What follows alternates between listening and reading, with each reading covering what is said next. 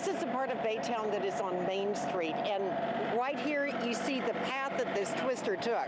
I know that we were told that there were no reports of damage or injury. That was from Mont Bellevue, but it certainly hit here.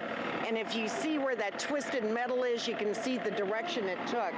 A lot of people are over here helping families chainsaw the trees that were felled and taking a look at some damaged houses.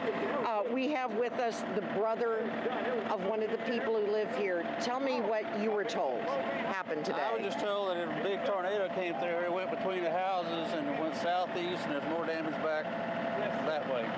And so it took, there's the house. That's an old house that was not inhabited. But it had a roof until today. Until today, correct.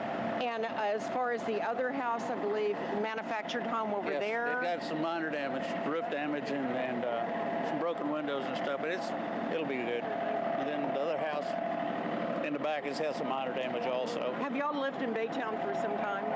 All our life. Have you seen tornadoes like this before? Yes. So it's not that uncommon?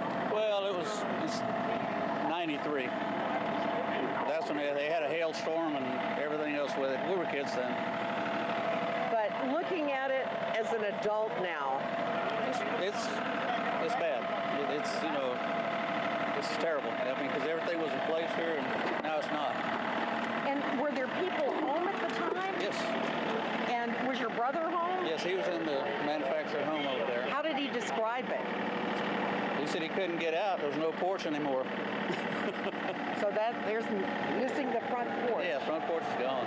Okay, and so you have a lot of other folks here, neighbors and everything. These are all tow truck drivers that are friends of his, and some of the police that were here.